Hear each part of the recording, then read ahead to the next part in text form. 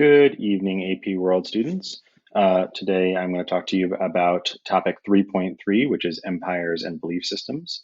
But really, when we're looking at this, we're more talking about big changes in religion and science, and mostly we're looking at Europe. So a little background information. Last time we talked about Europe, we were seeing Europe getting a little bit more connected to the rest of the world, whether it was because of the Mongols, or because of the Crusades, or just because their governments were getting a little bit more power and a little bit more stability. They were able to get more contact with the East and Africa, and they learned a lot of new things. So, one of the things that they learned about that we talked about was how to print.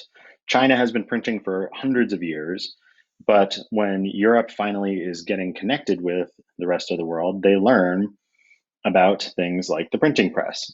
And so in Germany in 1450, a man named Johannes Gutenberg decides he is going to try to figure out how to do it himself in Europe.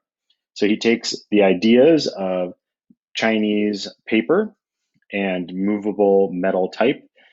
He makes his own with letters, which is a little bit easier than Chinese characters. Remember, there was also movable metal type in Korea. And then he also combines it with a wine press, like the one that you make wine with, exactly as you would think. And he is able to make something called the printing press. Why am I bringing this up when we're supposed to be talking about changes in religion and science? The changes in religion and science would not have happened if it wasn't for the printing press. The printing press is going to make it cheaper and easier to produce books. They're going to start printing books in the vernacular. Vernacular is the common language. So instead of everything being in Latin in Western Europe, which most people did not speak at this point, they can write things in German and French and Spanish and English and Italian. And therefore, literacy rates are going to increase. Literacy means people are going to be more educated. More educated means people are going to learn things more about their society and maybe start coming up with new ideas on their own. So those factors are going to lead to a change in not only religion, but also science that happens during this time period, all happening after 1450. So the first book that he prints is the Bible. That's on the left. There's only a few copies left of his original book, but he did make hundreds of them. And that is it on the left. That's the first printed European book. And then on the right is kind of a diagram of what the printing press kind of looked like. So that press thing, that screw, that's what would have been used to squish grapes, but now they're using it to push a piece of paper onto basically stamps. So how does this cause changes in religion? It caused changes in religion because for hundreds of years, there was problems with the Catholic Church in Western Europe. Catholic Church in Western Europe had become very corrupt and was doing a lot of things that a lot of people disagreed with. And there had been people who called for changes in the Catholic Church in the 1300s and 1400s, like John Wycliffe and Jan Hus. But whenever they called for these changes, nobody really heard about it except for the people in their own town. And once the Catholic Church heard about it, they would either imprison this person or burn them at the stake or behead them. And their ideas didn't really travel that far until we have a man named Martin Luther, who is this picture up here. Martin Luther started criticizing the Catholic Church in the early 1500s. He was actually a monk, so he worked with the church, but he was looking at the Bible and some other practices that were going on at the time in the Catholic Church, and he came up with some 95 theses, meaning just like a thesis statement that you have for an essay. He came up with 95 thesis statements where he said, these are the arguments I have with the Catholic Church. These are the things that I think you're doing wrong, 95 of them. And he made copies of them with the printing press. He actually knew Johannes Gutenberg, and he made copies of them and made and sent them all throughout Europe. So again, where the other guys in the past had not been successful because nobody heard about them, he was successful because other people heard about them and his problems with the church and started to support him. For this, he was put on trial, and when he wouldn't take it back, he was excommunicated, which means he is kicked out of the church, not only losing his job, but he is no longer a Catholic member of society. Um, but he is able to run away and get support from some German princes. And a lot of people start following him, and then other people start coming up with their own versions of Christianity. If you look at this picture on the bottom here, this is me dressed up as Martin Luther for Halloween in 2017. The reason I did that was because 2017 was the 500th anniversary of Martin Luther uh, posting his 95 Theses on the door of a church in Wittenberg. And he posted on the church in Wittenberg on October 31st, which is Halloween. So I dressed up as Johannes Gutenberg and put the 95 Theses on the front of Kennedy High School's doors. So, what did his new church look like? Luther looked to the Bible and really studied it and tried to figure out what Christianity really should all be about. At the same time, he also looked at other interpretations of Christianity, because Catholicism was not the only version of Christianity out there. There was Eastern Orthodox, there was Armenian Orthodox. The one he liked the most was Ethiopian Christianity, and he actually has an Ethiopian minister travel from Africa all the way to Germany to discuss religion with him. His conclusions were that most Catholic principles were not based on anything in the Bible. There's no such thing as a pope in the Bible. There's no such thing as bishops. Most of the sacraments that the Catholics do are not based on anything in the Bible. And most importantly, how to get into heaven, he disagreed with the Catholic Church about how they thought getting into heaven should happen. He believed that salvation, getting into heaven, all you need to do, according to the Bible, was believe in Jesus. And if you believe Jesus is God, you're going to go to heaven, and that's it. Catholic Church believed that you had to do these 7 sacraments and then also do good work and be a good person. But he looked in the Bible and he said, doesn't look like that. It looks like all you have to do is just believe in God. Many people like his ideas and start following him, and then he creates a new church called the Lutheran Church. And a lot of German princes like his ideas because now they don't have to listen to the Pope anymore. Um, However, the Catholic Church isn't going to go easily away and just let all these people break away from their religion. Lutherans and Catholics are going to fight each other for years, ending in a treaty where basically the Lutherans win, and they say that German princes can choose their religion for their territory. But that is not the only fighting that happens between Protestants, as they're known, and Catholics. Protestant because they are protesting the Catholic Church. Some new churches are created after this. So it's not just Martin Luther's new church. The first one is a man named John Calvin. He creates something called Calvinism. And he believed in this idea of predestination. His basic idea is if God is all knowing, God knows everything, then God already knows if you're getting into heaven or not. So he already knows that there's only a certain amount of people that are getting into heaven and everybody else is going to hell. So because you're all going into hell, you can't live a good life on earth. So this is called predestination. You are predestined to either go to heaven or hell. So his church has this strict adherence to the Bible and no having fun. There's no dancing, there's no singing, there's no drinking. You have to wear all black because wearing things of color is seen as having fun. And since most of you are going to hell, you can't have fun on earth. A lot of people like his religion, even though it doesn't sound like they would. But a lot of people don't like Calvinists. If you can tell from that picture, we have Thanksgiving coming up. Those guys look a lot like the Thanksgiving pilgrims. Guess why? The Thanksgiving pilgrims are a bunch of English Calvinists or Scottish Calvinists, and they get kicked out of England because nobody likes them. And they first then go to the Netherlands, and then they get kicked out of the Netherlands because nobody likes them there. So their only last option is to travel to the New World, to Massachusetts, because they hope when they get there, they'll be able to be Calvinists there and nobody will get annoyed by them. But then, of course, they do get annoyed by them, and that's why we have new religions forming in the United States and Salem witch trials and all that. So these are guys that are very, very strict, and a lot of people don't like them. In England, also, there was a new church formed by Henry VIII, And this one is made much more for selfish reasons. Henry VIII is Catholic, and he's actually a very strict Catholic, and he's the defender of the faith, and he hates Martin Luther, and he's going to go to wars over it until he has to marry his brother's wife because his brother died, and he doesn't really like her because she's older, and she won't have a son for him. She has a daughter with him, and so he wants to get a divorce. And in the Catholic Church, you're not allowed to have a divorce, and so the Pope, he goes to the Pope and says, "Hey, Pope, can you grant me an annulment or a divorce for my wife?" And the Pope says no. Henry VIII gets really angry and decides to. He says, "If other people can create their own religion, I'm going to create my own religion, and it's basically going to be Catholicism, except I'm in charge." So now that the king is in charge, he also is able to take all of the Catholic land in England, which was pretty sizable.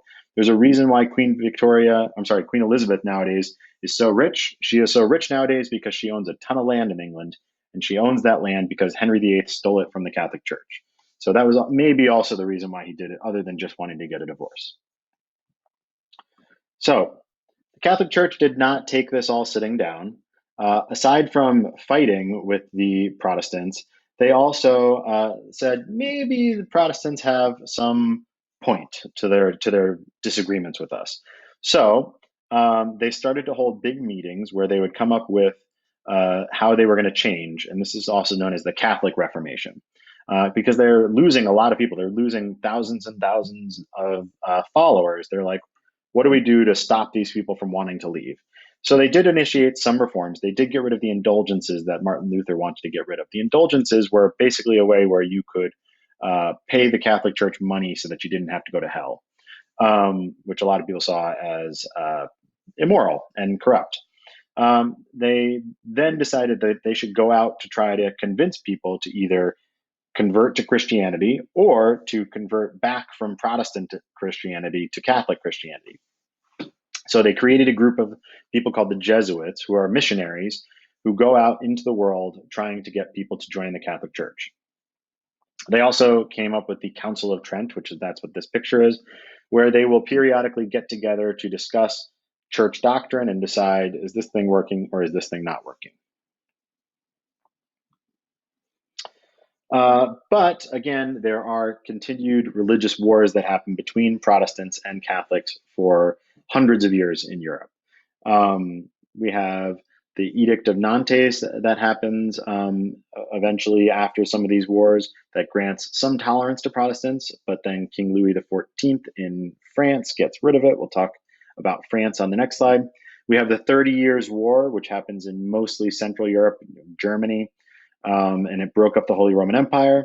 And again, Treaty of Westphalia, same thing as the Treaty of Augsburg, where people get to choose their own religion. In England, there is going to be years and years and years, hundreds of years of fighting over what religion England should be. Because remember, Henry VIII creates this new religion called Anglicanism, or the English Church, Church of England. But his daughter, who was his daughter from his first wife that he wanted to get that divorce from, she is Catholic and hates her dad because her dad created a whole religion to just so that he could divorce her mom. So when she becomes queen, Mary the First, she tries to make England Catholic again. She fails. When she dies, her sister, who's Henry VIII's next daughter, is Elizabeth the First. She is Protestant, and she is able to kind of solidify the Protestant church in England for years. However, it doesn't really work. There's other Catholic kings later on in England. The Stuart kings are Catholic, and some of them try to make Catholicism come back. And eventually, there's an English Civil War where they fought over whether or not the religion of England should be Catholic or Protestant, and the Protestants eventually win. There is still throughout all of Europe going to be people persecuted for being Protestant, and eventually some of them are going to leave Europe and head to the Americas, like those pilgrims for Thanksgiving. But also we have Catholics leaving England as well, because Catholics become not welcome in England, and those are the ones that actually create Maryland. Maryland is named after Mary, right? So it is originally a Catholic territory. So speaking of France and some of the religious wars that happened in France, King Charles the Ninth of France, when he becomes king and marries, after his wedding day, he calls on people, on Catholics in the country, to kill the minority uh, Protestants in France called the Huguenots. And there is a huge massacre where thousands of Protestants are killed in France. And it's called the St. Bartholomew's Day Massacre because it is on that holiday, St. Bartholomew's Day. Tens of thousands of Huguenots are killed all across France. And still to this day, most of the people in France are Catholic. And people who are not Catholic in France, even though there's religious freedom, are not always treated so well. So this is what the resulting map of Europe looks like. All of this territory used to be Catholic, but by the end of the Protestant Reformation, you have those yellow territories are the ones that are following Martin Luther's interpretation of the Bible, the Lutheran Church. The blue are the ones that are following the Calvinist church that John Calvin did, so again, I'm very shocked about how many people are actually following that very strict religion, but to each his own. The green remains Catholic. The pink is Anglican in Church of England. And then those red dots, that's where those Huguenots were in France that eventually got murdered by the St. Bartholomew's Day Massacre. So what is the major difference between the Catholic Church and the Protestant Church? There's a lot here. You don't need to know or read all of this. Big deal is the Catholic Church remains having the Pope and the church hierarchy, the bishops and the cardinals, all of them, that big major hierarchy in charge. Whereas most Protestant faiths, one thing that kind of unites all of them together, all the Lutherans and the Calvinists, and right, they all say the main thing that you should get your information from is the Bible, not from people, right? You don't want to listen. You don't need to listen to ministers. You need to listen to the Bible itself. As far as clergy, you also have clergy in the Catholic Church having to be celibate, meaning they can't have sex, they can't marry, they can't have children, whereas ministers in most Protestant churches can. A big difference, again, also is how do you get into heaven? In Catholic Church, you have to do the sacraments and you have to do good deeds, whereas in most Protestant churches, you have to believe in God, and that's about it.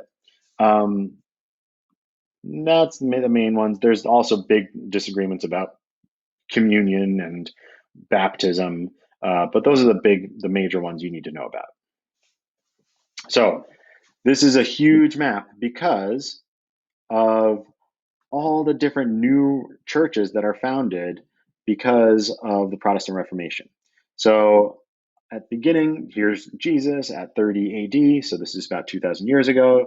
And the first few churches that happen in the few hundred years after his death.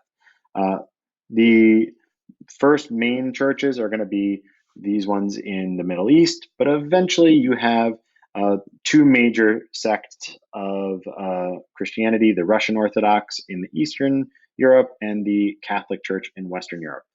Again, you still have the Coptic Church in Egypt, and you have the Orthodox Church in Ethiopia, but those are the two biggest churches, the Russian Orthodox and Greek Orthodox and the Roman Catholic Church.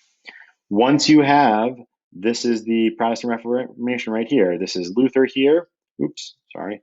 You have Luther here, and you have Calvin, and you have the Church of England. Here's Henry VIII. Once those three happen, all of these other forms of Christianity are formed. And to this day, most Americans are one of these breakaway churches that happened either because of the Lutherans, the Church of England, or the Reformed Church. So if you are Methodist, it's an offshoot of the Church of England. If you're a Baptist, it's a church offshoot of the Church of England. And remember, most American churches stem from England, right? And so most of those English churches come from the Church of England that Henry VIII made. All right. So moving away from just talking about Europe as far as religion is concerned, Europe is not the only place that is getting this new contact with other cultures. Every part of the world after the Mongols in all of Eurasia, and also during this time period, as we'll talk more about in Unit 4, transoceanic connections, right, across oceans. All of this new contact between cultures is going to lead to some big changes. The first one is that some religions are going to start spreading even further out than they had, especially Catholicism, because after they lose a lot of people in the Protestant Reformation, they're looking for new places to spread their religion. So Catholics start spreading their religion in Africa, in the Americas, in Asia. More contact between people also leads to more religious conflict, like we mentioned already with Protestants and Catholics, but also the Shia and Sunni Muslims more than ever start fighting each other during this time period, especially because of the Safavid Ottoman rivalry. The Safavid are Shia and the Sunni and the Ottoman are Sunni. And because they have this continued warfare, Shia and Sunni Muslims are going to start having more of a rivalry as well. But it's not all bad. In a lot of places, people of different faiths kind of merge their faiths together in what is called syncretism. Syncretic faiths are when you have more than one religions mixing together and finding what's in common and taking pieces from each. The best example of this is Sikhism in South Asia, which was a mix of Hinduism and Islam. We know that Hinduism and Islam are both in India by this point, and there are some people that look to merge the two together and use the two together. And Sikhs are now one of the major world religions. There are millions of Sikhs in the world, and it is a very beautiful religion that's a mix of both. So here's a map of Christianity during this time period. You could see the green is some of the earlier areas of Christianity up to 1500. And then the orange territory is up to 1700. And again, this is much of it spurred by the Protestant Reformation. Catholics want to spread their religion. So you'll see most of the places, Catholic, Catholic, Catholic, Catholic, Catholic, right? Catholic, Catholic, right? Most of the places are where Catholicism is spreading. We know about the Russian Empire spreading into East, so that's why Russian Orthodox is spread over here. But that's where we get a lot of the world being Christian nowadays, is because the Catholic Church is trying to hold on to their power after the Protestant Reformation. All right, now on to science. The scientific revolution is, again, it's not related to religion as much, but they have a very big common denominator that they wouldn't have happened if it wasn't for the printing press, because with the printing press, they are able to spread ideas of science, also learn more ideas about science. We'll talk about that. So, what is it? The scientific revolution was a new way of thinking about the natural world based on careful observations or the experiment, and a willingness for people to question accepted beliefs and not just believe what people believed in the past. What was it caused by? The scientific revolution is mainly a European event, but it's not really just like the Europeans came up with this out of nowhere. It would not have happened if they didn't suddenly learn all this new information from Islamic and Asian scientific achievements. So again, similar to where the printing press came from and where the Protestant Reformation came from, it comes from Europe finally being more connected to the rest of the world. They learn about all of these new scientific achievements. Remember all of the things that they learned about because of increased trade. All of these things come into Europe, and it sparks these new scientific ideas. They also have a lot of money that they can use to do scientific experiments. You can only have scientists if the scientists can get paid for doing science. And they suddenly have all this money because of, again, what we'll talk about in Unit 4, the Europeans taking over the Americas. And also because of the printing press and spread of information because of the printing press, they are able to do the scientific revolution. When someone comes up with a new scientific discovery, they print it. They put it on an essay or a book, and they make copies of it, and people read it. And when people read it, that sparks new ideas, and they come up with new scientific ideas, and then they print it and they spread it, and that makes new ideas, and so on and so on and so on. So the scientific revolution is really all about spread of scientific knowledge and building on people's scientific knowledge from the past. What's the effects of this? The effects of this is exponential increase in scientific achievements, starting from the scientific revolution all the way up to present day.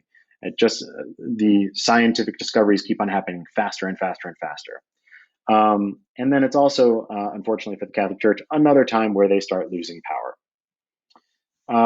So where did people used to get their ideas in Europe? In Europe, they used to get their ideas from Greco-Roman science, so science that was thousands of years old, and from what the Catholic Church was saying. Because remember, the Catholic Church is the most powerful institution in Western Europe, and so they also have the say on a lot of information. What happens during this time that might starts to change that? Sir Francis Bacon doesn't start the scientific revolution. However, he does make it a lot more effective by, with other people in England, he starts coming up with a method for finding scientific truth called the scientific method. You hopefully use it in science class. It's the idea where you come up with a problem and then have a hypothesis and then test it and then observe it and then report it. So that idea, those steps, that had never been formally written down. And Sir Francis Bacon is the one that does it. And because of that, that is the basic idea of science today, because if you follow those steps, you will find truth.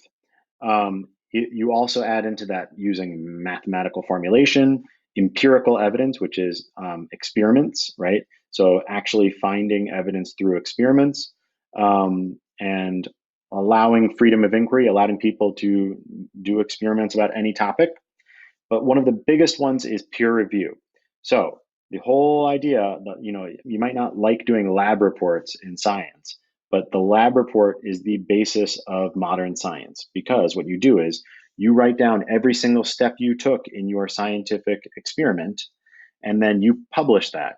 And your peers, other scientists, can then test out your findings for themselves. They can follow your experiment step by step, just like you said you did it, right? You poured a cup of this and a half a cup of that, whatever. You waited 30 days, whatever your steps are. They can do the exact same thing. If they get the same result, they know that it's good. If they don't get the same results, they know that you messed up. So that's the idea of peer review.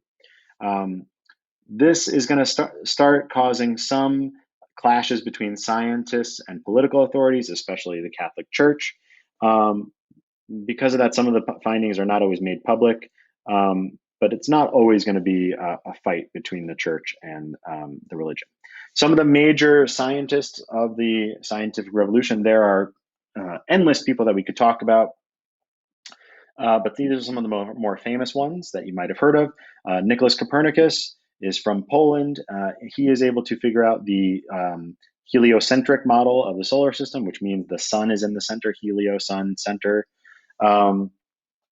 Which had, the Europeans for a few thousand years had not believed this, even though people in Islamic Arabia and in Spain knew that the sun was the center and knew the size of the earth and, all of these different things.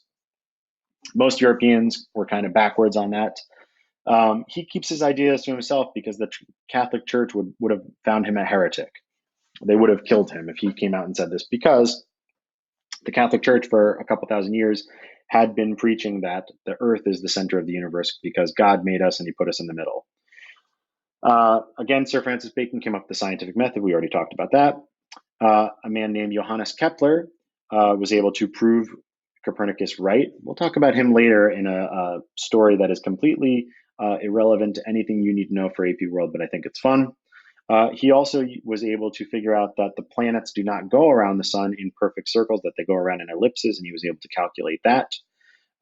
Galileo invented a really good telescope and was able to prove the heliocentric model using the telescope. He also was able to look at the moon and planets using his telescope to prove that they were not perfect spheres of light, basically. Another famous guy named Isaac Newton, hopefully you've heard of, he is from England, and he came up with the laws of gravity, laws of motion, and calculus, so blame him for calculus. And it is not just about, all of these pretty much sound like we're looking at um, space. But the scientific revolution is not just stuck to there. We have a lot of advances in biology and chemistry. William Harvey in England is known for anatomy and learning about how the blood circulates through your body. A lot of these different biological and chemical innovations happened during the scientific revolution as well. So, why did it happen in Europe and not in the Islamic world and not in China? Why in Europe? Europe has been backwards for hundreds of years, if not thousands of years, and China and Arabia have been so far ahead of them technologically. So, why does the scientific revolution happen in Europe? One theory is that China is this huge country that is not competitive with anybody else. And they are so dominant in their area that they don't really have to get better. Same thing with a lot of the Islamic empires. The Islamic empires are so huge that they're not really competing with anybody. Whereas in Europe, you have a bunch of little tiny kingdoms and principalities that are fighting each other, and they need to find an edge. Um, the other argument is it's not really a European thing. It's Europeans are just building on what Muslims had done and Chinese had done and Indians had done uh, years before, the hundreds of years beforehand. So it's not like a big new scientific change that came out of nowhere. It's just now Europeans can contribute, and they're contributing and adding to what people in the past had come up with. Another part of it, a theory, is that um, the legal systems in Europe supported independent thought. You have universities like University of Paris, Cambridge, and Oxford, and government is kind of just letting them do what they want to do. Another part of it is, yes, the Islamic world had come up with all of these great achievements, but by this point, right before the scientific revolution, there is a falling out of science.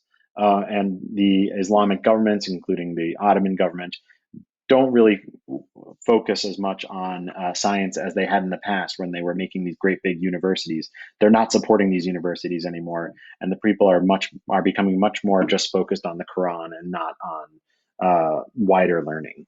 Um, and then also in China, yes, there are all these achievements that are happening in China in scientific and mechanical and all of that. But as far as universities are concerned in China, really the universities are just focused on memorizing Confucian texts. So they're really looking towards the past and not really coming up with new ideas in universities.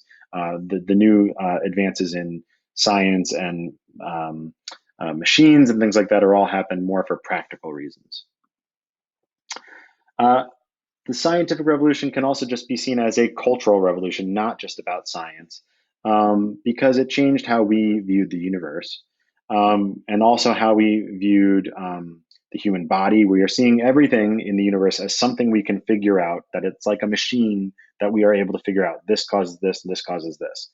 Um, there are laws that govern everything, right? It's not some mystical thing that's out there controlling the universe. We know what's controlling the universe. It's things like gravity and stuff like that. The Catholic Church is going to oppose some of these ideas, especially guys like Galileo. So that shows that it is also related to religion. And the reason they always are opposed to it is because they see it sometimes as challenging things that are in the Bible. If it says something in the Bible is wrong, then it's kind of hurting their whole image. Um, but not everybody's in conflict. Newton was very religious, and other people were very religious, and it didn't always come to battles. So here's my uh, completely irrelevant story that you don't need to know anything about, but I think it's pretty fun.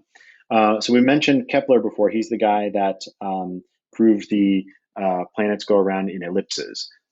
So there's a little interesting story about him and his mentor. His mentor was a man named Tycho Brahe. He's the cool guy with the cool mustache. Tycho Brahe was also an astronomer, and he was very eccentric, and he was known for doing some crazy things. He was able to convince a German prince to give him an island that he can use for his experiments. So kind of like he's the lord of the island, but instead of using it for farming and helping, he has a bunch of serfs and peasants on that island. And instead of using them, letting them farm so they had food for themselves, he made them help him create his laboratories and collect stuff for all of his experiments. And they really hated him because they couldn't get enough food for themselves because he wouldn't let them.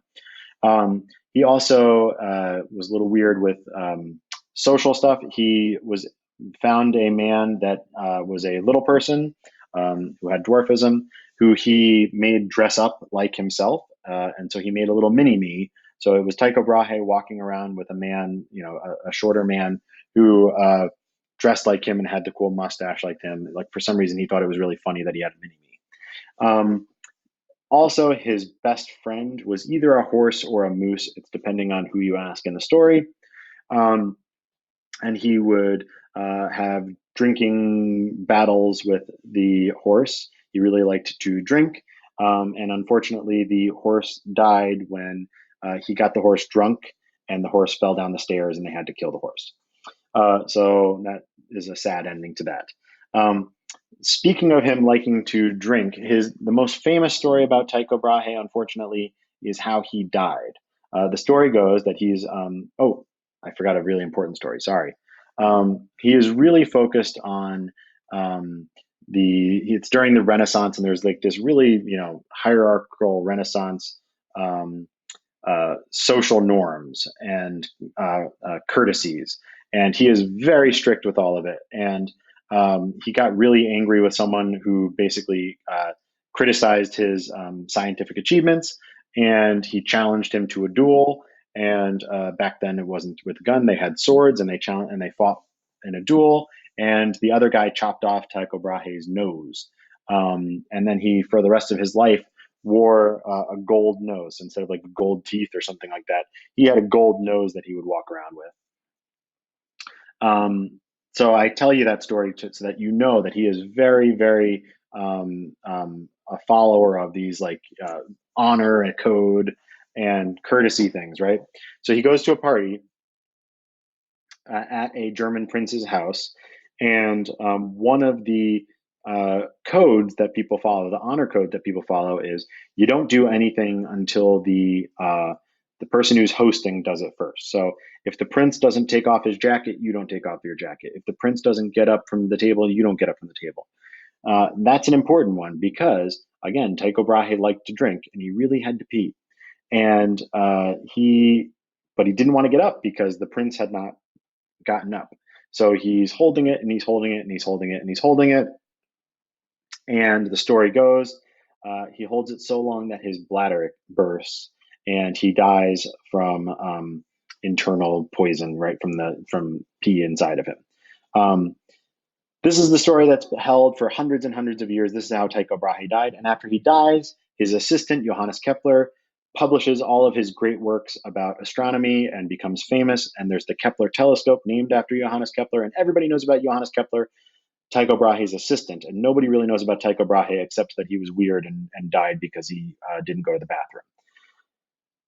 Come last few decades, and some people decided that they didn't like this story. It might be Tycho Brahe's descendants, and they say, let's dig up his body and do some tests. The first test that they find is that when they exhume his body, is that the gold nose he said was gold was not gold. It was copper because you could see that there was green on his skeleton. So he was lying about how rich he was, and there wasn't really a gold nose.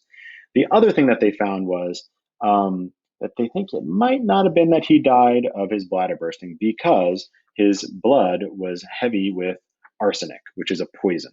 So my story, if I ever write a book, and it's completely not based on any fact, so please do not write about this on the AP exam, but my story is that Tycho Brahe was murdered, right? And who would have the motive to murder this eccentric scientist but his assistant, Johannes Kepler, because Johannes Kepler was jealous of him and was angry that he was so weird and ruining all of their scientific achievements. And maybe he killed Tycho Brahe to get him out of the way so that he could become a great scientist in his own right. Other theories that are more realistic are that he poisoned himself doing scientific experiments, which sounds much more plausible, but not as fun of a story if for a novel as mine would be. All right. that is it for 3.3. I hope you were interested in that story. I think it's pretty funny, and I will talk to you later.